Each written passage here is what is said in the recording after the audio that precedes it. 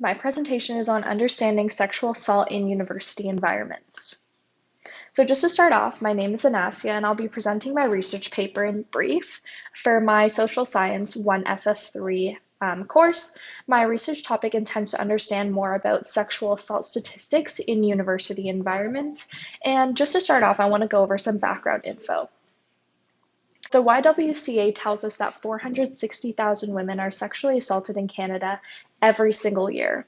Additionally, the CDC tells us that 1 in 3 women are sexually assaulted in their lifetime.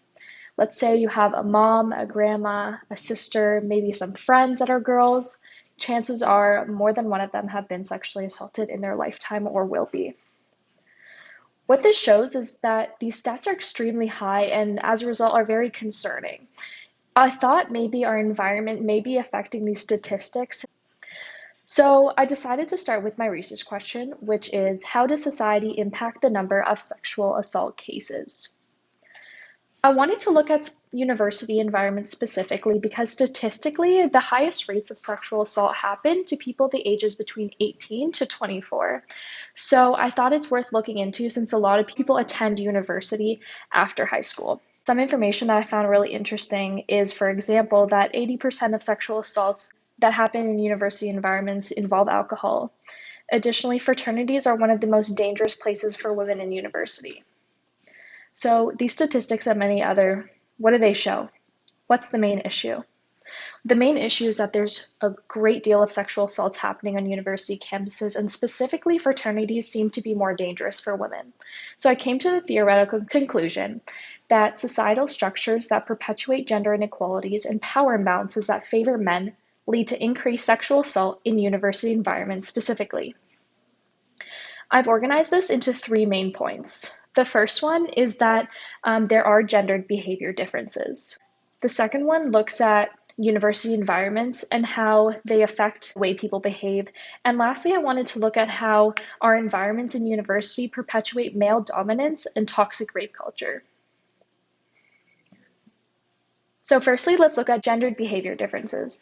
These are just a few characteristics of women that were more susceptible to sexual assault. Additionally, these are some characteristics of common perpetrators, specifically fraternity men.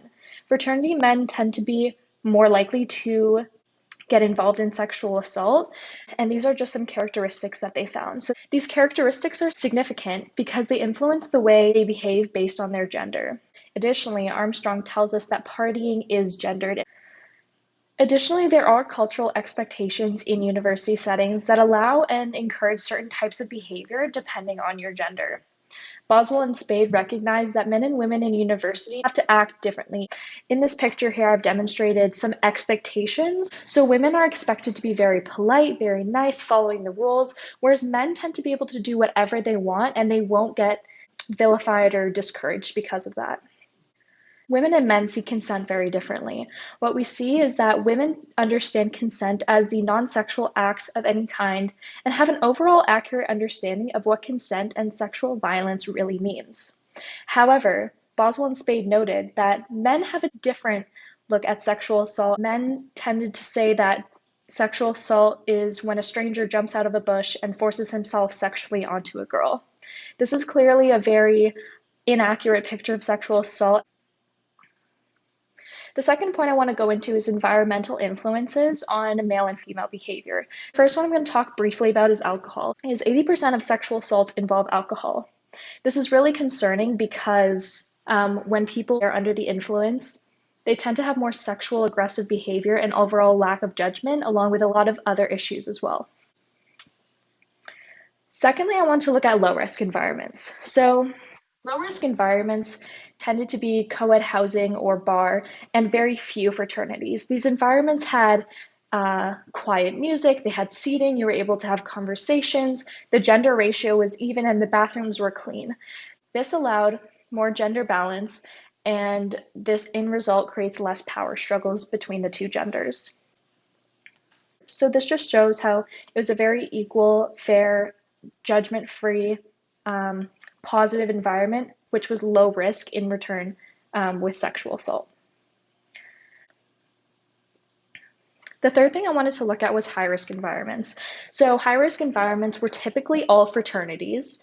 The reason they are high risk is mostly because they are male-dominated environments. Fraternities are male-run, therefore they control everything that happens in these parties. And typically what we find is the male intention with these parties is to gain sexual acts from women.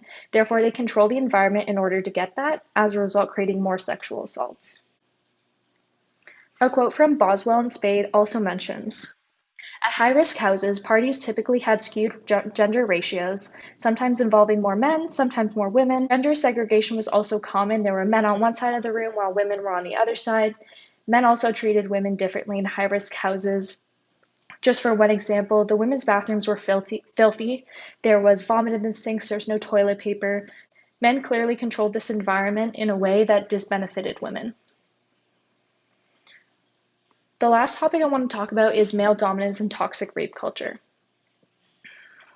So Connell tells us that hegemony refers to the cultural dynamic by which a group claims and sustains a leading position in social life.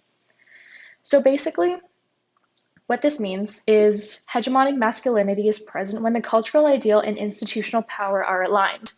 With that being said, the cultural ideal of toxic masculinity in fraternities is able to prosper due to the cultural ideals allowing them to do so. This results in more sexual assaults because of the culture. This then proves that our environment increases the risk of being sexually assaulted. So for some final remarks, there's three main points I want you to leave with. Culture creates the ability to let bad habits prosper in our society. Gender influences the way we act around others, and our environment impacts the way we behave. All these points harmonized together make the perfect scenario and situation for women to get sexually assaulted. It's important to understand this information in order to make solutions and create better environments that are safe for both men and women to prosper in university and in university social life. And that's my presentation. Thank you for listening.